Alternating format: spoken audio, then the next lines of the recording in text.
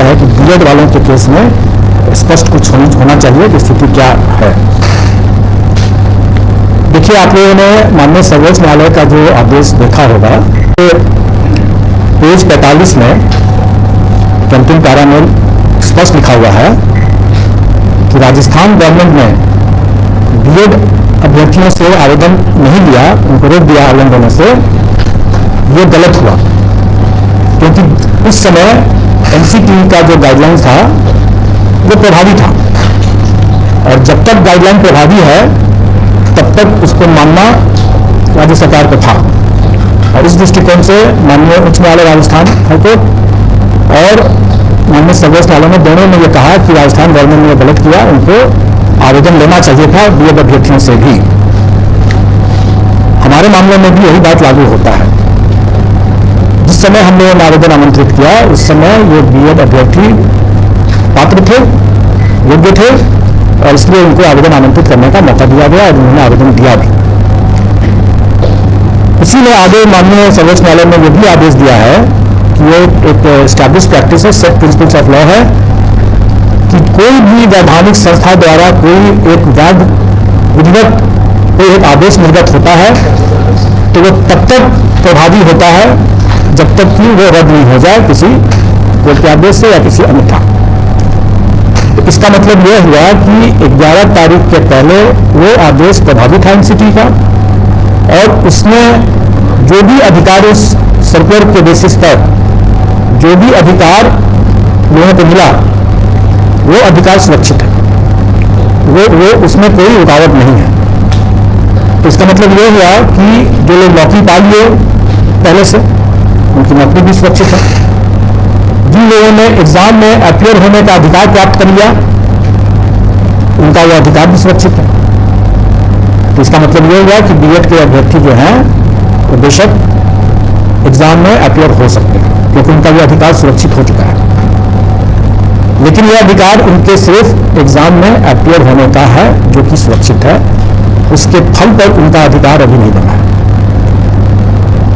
परीक्षा फल के अधिकार के बारे में इसमें हमारे विज्ञापन में भी ये अंकित है कि कोई भी निर्णय एनसीटी के परामर्श से जो राज्य सरकार जो निर्णय करेगी वही मान्य होगा। पेज 45 सुप्रीम कोर्ट के ऑर्डर के राइट में कि राजस्थान सरकार को भी एनसीटी के आदेश को मानना चाहिए था क्योंकि वो इस समय प्रभावी था, और हम लोग भी उसी को मानते हैं। और एनसीटी का गाइडलाइन जो भी रहेगा, राज्य सरकार का जो भी उस पर जो निर्णय होगा वही अंतिम निर्णय है, वही मान्य होगा। ये सबको मानना है। इसके संबंध में जब स्थिति आएगी कि परीक्षा फल के संबंध में कि उनकी पात्रता बनती है कि नहीं बनती है, इसके संबंध में जो भी निर्णय होगा वो उस समय उसके परीक्षा फल को प्रभावित करेगा। अब एक जैसा आप लोगों ने पाया ही होगा कि माननीय सर्वोच्च न्यायालय ने राइट टू एजुकेशन को राइट टू क्वालिटी एजुकेशन भी माना है, स्वाभाविक है। और आप सब लोग अवगत हैं कि राइट टू लाइफ, जीवन का अधिकार, ये शिक्षा के अधिकार के पहले से ही हमारे संविधान में जीवन का अधिकार जो है एक मौलिक अधिकार के रूप में पहले से उपलब्ध है।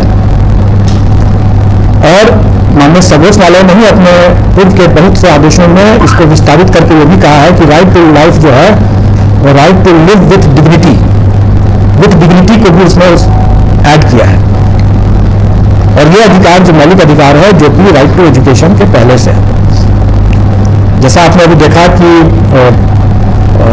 During the currency of the circular, मतलब जो जब तक एनसीटी का वो सर्कुलर वैलिड था तब तक जो अधिकार मिल गया कैंडिडेट्स को वो अधिकार सुरक्षित होना चाहिए। तो मेरा ये व्यक्तिगत ओपिनियन है, अभिमत है कि जीवन का अधिकार जो हमें मिला कि हम बीएड करके ब्रिज कोर्स के रास्ते से हम अपने इस अधिकार का पालन कर पाएंगे, इसकी पूर्ति कर पाएंगे, अपना आजीविका अर्जित कर पाएंगे। ये अधिकार जो मुझे मिला, ये अधिकार वर्तमान में शायद उसका हनन हो जा रहा है। तो अगर कोई अभ्यर्थी, मैं नहीं जानता हूं कि वो कितना सही है कि नहीं है, सही है, अगर कोई अभ्यर्थी अगर इन सब बिंदुओं को या अपने विधि परामर्श लेकर के अगर अपना कोई दावा या पुनर्याचिका अगर माननीय सर्वोच्च न्यायालय में दायर करते हैं तो हमें उसके फलाफल के लिए प्रतीक्षा करना पड़ेगा और उसके फलाफल से ही प्रभावित होगा उनका परीक्षाफल। तो इसका मतलब यह हुआ कि अभ्यर्थी क्या अपना लीगल रिकोर्स लेते हैं, क्या एनसीटीई आदेश करती है या क्या राज्य सरकार अध्यादेश वगैरह जो भी लेकर के आती है, उससे उसका परीक्षाफल प्रभावित हो सकता है और हम उसका बिल्कुल अनुपालन करेंगे। अब तब ये प्रश्न आप लोगों के मन में जरूर उठता होगा कि जब इतना संशय है तो फिर अभी परीक्षा को क्यों नहीं टाल दिया जाए। स्वाभाविक है, ये सबके मन में ये सवाल उठेगा और इसका उत्तर भी माननीय सर्वोच्च न्यायालय के इसी आदेश में छुपा हुआ है। माननीय सर्वोच्च न्यायालय ने यह अपने पेज 35 से 36 में ये कहा कि जब आपके पास में डिप्लोमाधारी पर्याप्त संख्या में उपलब्ध थे तो आपको बीएड के साथ ब्रिज कोर्स के साथ उसको अलाउ करने का कोई औचित्य नहीं था। ये साफ साफ इसमें लिखा हुआ है कि और इसी कारण से भी यह रद्द हुआ, क्योंकि आपको याद होगा, जानकारी होगी कि केवीएस ने शिक्षकों की कमी के कारण से यह प्रस्ताव मांगा दिया था, यह अनुरोध किया था, जिसको एनसीटी ने मान लिया।